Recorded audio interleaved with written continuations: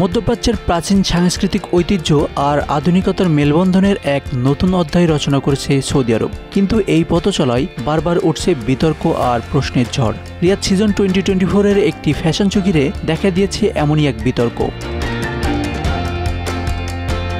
Riyad season Saudi আরবের বার্ষিক এক সাংস্কৃতিক উৎসব। এখানে আয়োজন করা হয় বিনোদন, ক্রীড়া আর সংস্কৃতির মেলবন্ধন। 2024 সালে লেবানিজ ডিজাইনার এলিসাবের ফ্যাশন শো ঘিরে শুরু হয়েছে এক উত্তপ্ত বিতর্ক।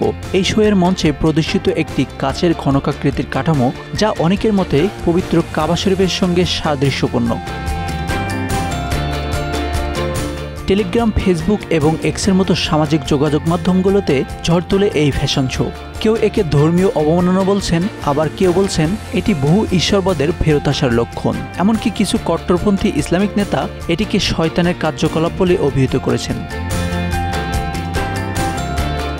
সৌদি আরব এবং অ্যান্টি রিউমার অথরিটি দাবি করেছে, ফ্যাশন শোতে প্রদর্শিত কাঠামোটি কেবলমাত্র একটি কাচের ঘনকাকৃতির শিল্পকর্ম, যার সঙ্গে কাবা শরীফের কোনো সম্পর্ক নেই। এটি একটি ভিত্তিহীন গুজব মাত্র। তবে এই ব্যাখ্যা সত্ত্বেও থামেনি বিতর্ক।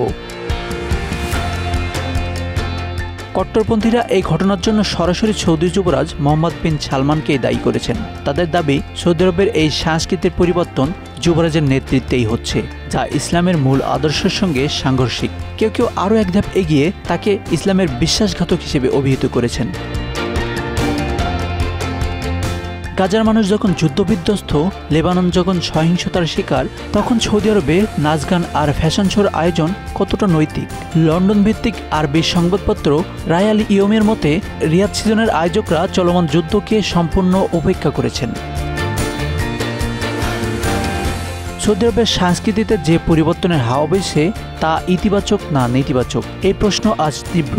সংস্কৃতি, বিনোদন আর ধর্মের মেলবন্ধন কোথায় গিয়ে দাঁড়াবে, সেটাই দেখার বিষয়।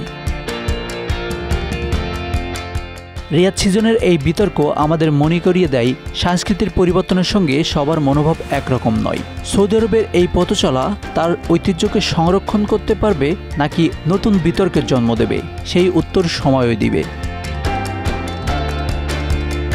ইতিহাস, ঐতিহ্য আর আধুনিকতার সংঘাতে রচিত হচ্ছে সৌদি আরবের এক নতুন অধ্যায়। কিন্তু প্রশ্ন থেকে যায়, এই পরিবর্তন কি সত্যিই তাদের পবিত্র আদর্শকে রক্ষা করছে? Asanur Rahman Mithu, Bangla affairs, news desk.